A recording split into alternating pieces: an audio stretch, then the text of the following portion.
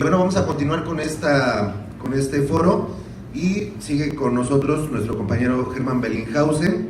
Él es médico, narrador, poeta y editor mexicano, y bueno, pues muchos lo conocemos por sus columnas en el periódico de La Jornada y también por haber dado seguimiento a la cobertura allá en Chiapas, ¿no? Particularmente él fue fuente allá en ese estado y pues le dio mucho seguimiento junto con también Gloria, ¿no? Ese trabajo ahí que hicieron en La Jornada. Y bueno, pues agradecemos su presencia de nuestro compañero y le vamos a dar la palabra a Germán Bellinghausen.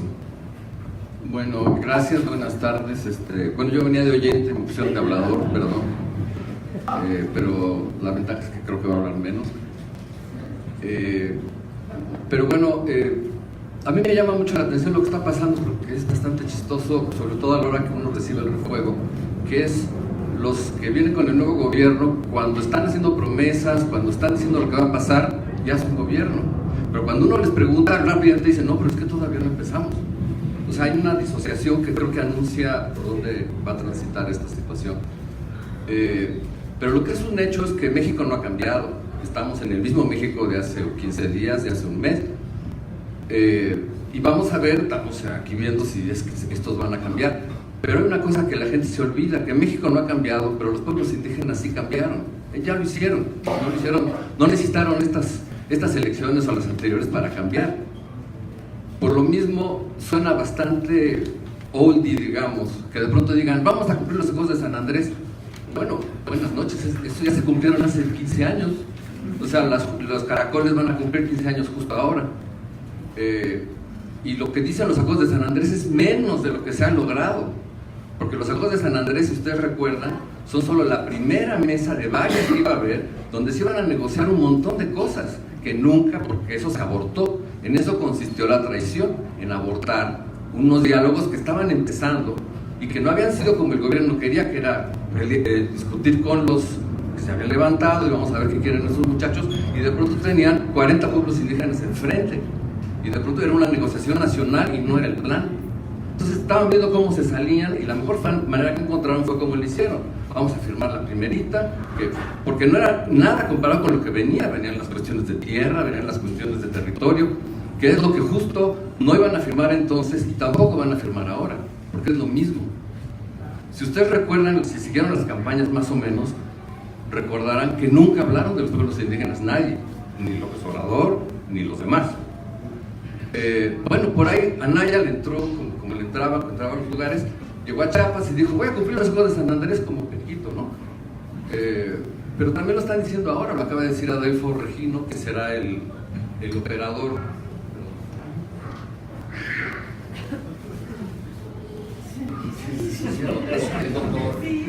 Es un té, no. Es que el agua es muy aburrida, ¿no? A lo que voy es a que el cambio ya fue para los pueblos indígenas. Están en un proceso. O sea, empezaron, tal vez con los zapatistas fue el gran empujón, pero ya habían empezado unos años antes. La cosa ya venía. Y si ahora volteamos a ver, podemos ver que hay una cantidad de procesos de autonomía, de autogestión, que no están considerados, pero tampoco importa que estén considerados. Este gobierno, si quisiera hacer las cosas, lo primero que tendría que hacer es respetar lo que ya hay, que no lo ha hecho. Es decir, las policías comunitarias, como particularmente la de Guerrero, los pueblos que se han declarado autónomos, entre otras cosas, para no votar, como Cherán y otros pueblos de Michoacán. La situación de Ostula, que es un pueblo náhuatl también de Michoacán, que en la resistencia contra el narco ha tenido un montón de sufrimiento, un montón de muertos, y ahora que fue uno de sus líderes de autodefensa se postuló por el PAN-PRD y ahora regresó a su pueblo, pues lo mandaron a volar, pues ¿qué esperaban? ¿No? Y el caso de Nestora, no me voy a meter mucho con eso, pero también pasa por esa cosa de los movimientos produciendo, eso, así funciona la política, los movimientos producen funcionarios, líderes, no sé qué, pero aquí eso no tiene ningún futuro porque las cosas no han caminado por ahí. Y una cosa que nos han enseñado los pueblos indígenas, por supuesto los zapatistas, pero no solo, es que son los únicos en México que ganan. En estos años no hemos ganado nada. Ahora, los que ganaron la elección dicen que ganaron algo. Pero, por ejemplo, pienso en el pueblo de Malinaltepec, que es un municipio grande, del pueblo Mepá o Tlapaneco, pocos saben de ellos, pero son un pueblo muy particular, muy organizado, muy luchador y muy claro. Ganaron, como tantas luchas que no vemos que están sucediendo, ganaron parar a las mineras canadienses que tenían el increíble nombre del proyecto del Corazón de Tinieblas, que es la historia, es una novela de Joseph Conrad que trata justamente de la destrucción brutal que produce el colonialismo, en este caso belga.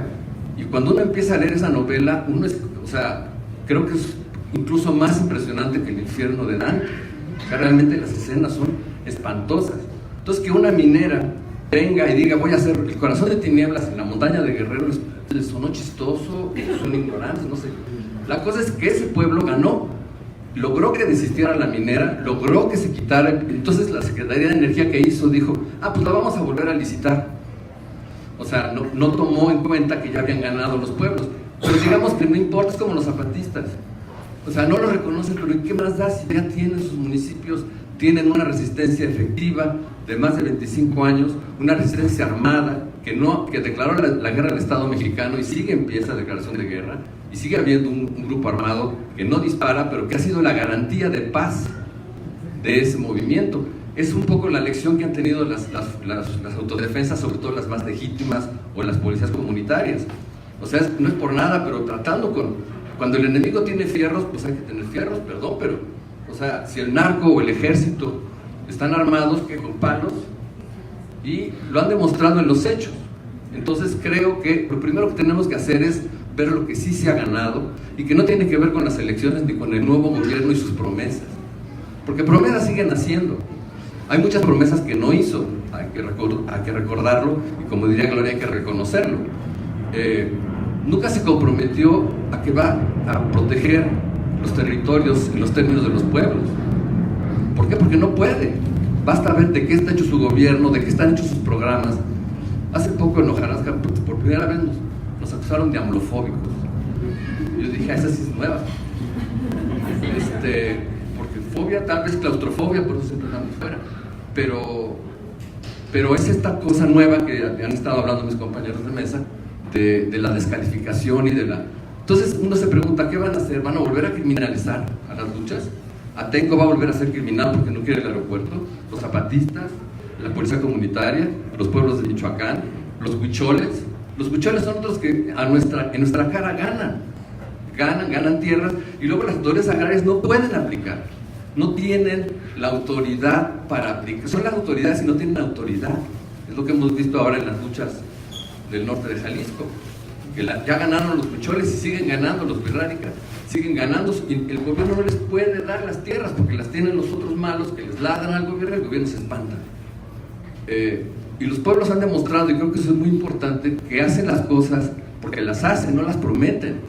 Yo me acuerdo que los zapatistas decían, es que nosotros lo que decimos lo hacemos, y eso esperan que los demás lo hagan. Entonces por eso hace mucho que dejaron de creer en gente como López Obrador. O sea, de lengua se puede comer un plato, pero ellos dicen algo porque lo van a hacer, y si no, mejor ni dicen. Y muchas veces hacen las cosas en lo que la están diciendo. O sea, dicen y hacen, cosa que los políticos jamás darán, porque la promesa es una moneda muy buena, ¿no? Para tenerlos a todos esperando. Los pueblos hace mucho que dejaron de esperar. Y les voy a mencionar nomás otros casos. Por ejemplo, los pueblos de la cuenca del Valle de México, que tienen los pueblos de la Ciudad de México originarios, son dueños de más de la mitad del territorio, tienen un proceso en la Asamblea Autónoma de Pueblos de la Cuenca de México completamente autónomo. No son forma de gobierno, pero tienen las representaciones ejidales, y en el caso de Milpalta tienen prácticamente el poder, aunque haya un poder delegacional. Están los pueblos de Guerrero, que tienen muchas facetas también. Lo mismo está Malinaltepec, que está Citlala, donde es un infierno, donde la matanza ahí cerca de Chilapa es terrible. O sea, no es que la policía comunitaria ha logrado ser la panacea, pero ha logrado que la vida sea vivible en una gran parte de la montaña de Guerrero. Cuando uno va por Malinaltepec, uno tiene esa sensación de seguridad que tenía uno en los 90s con los zapatistas, que entraba uno como en Alicia en el País de las Maravillas, al otro lado del espejo, y todo, no hay peligro. Eso siente uno en la montaña de Guerrero, en ciertas zonas, que es increíble, es el peor lugar de México. No lejos de ahí está la sierra, donde hay pueblos desiertos. Y Y uno llega a pueblos como, a los pueblos cercanos a San Luis Acatlán y eso, y el agradecimiento de los niños, de las mujeres, con la policía comunitaria es un hecho, porque no es una promesa, es algo que ya pasó, que está pasando, con contradicciones, con divisiones, con broncas, con miedos, pero está pasando. Como está pasando lo que ha pasado en Michoacán, que ha sido una zona que de pronto se volvió un infierno Michoacán, un infierno construido, porque además las cosas tienen historia. O sea, el TLC que produjo, entre otras cosas, una migración brutal, porque como se descampesinó el campo, entonces ¿qué empezó? Se hizo como una moda, una necesidad, todo junto, irse a Estados Unidos.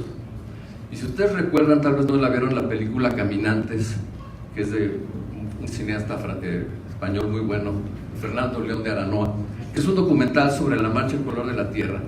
Y lo que hace es se queda en un pueblo de Michoacán, un río, donde iba a llegar el Congreso Nacional Indígena. Y entrevista a la maestra, a los niños, a los no sé qué.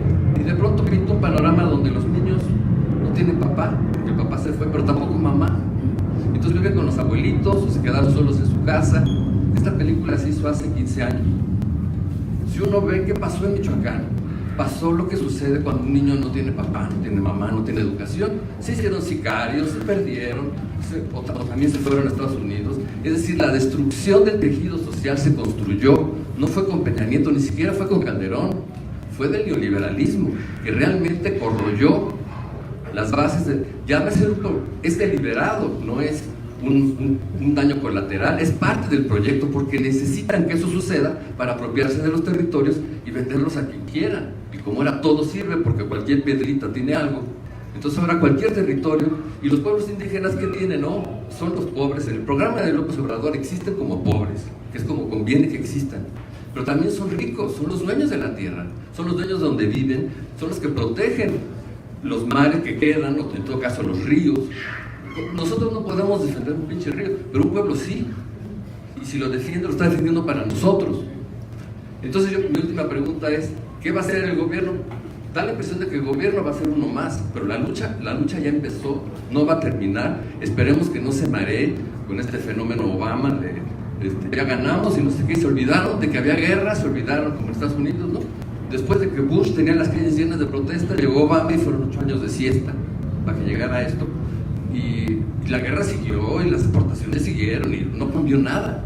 Entonces las luchas reales no dejan de existir por las elecciones, siguen existiendo, y creo que son la esperanza de que seguirán existiendo cuando López Obrador ya sea historia. Y las luchas seguirán. Y creo que si este gobierno pretende hacer algo bien, es aceptar las autonomías, no aplicar los acuerdos de San Andrés, sino reanudar la negociación para aplicar todo lo que no se negoció. Lo que ya se negoció y más ya se ganó. Bueno, muchas gracias. Gracias. Sí, vamos a continuar con esta actividad. Agradecemos a Germán sus palabras, como siempre, pues llenas ahí también de esa experiencia, ¿no?, que le ha dado ahí el caminar en el periodismo.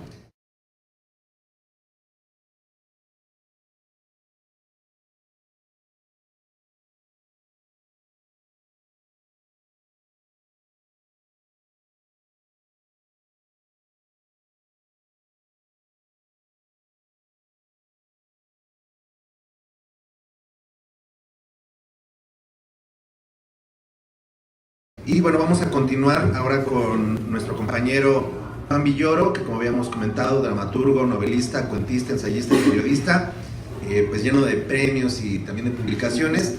Y bueno, pues nuestro compañero también ha estado, pues como siempre, participando muy cerca a los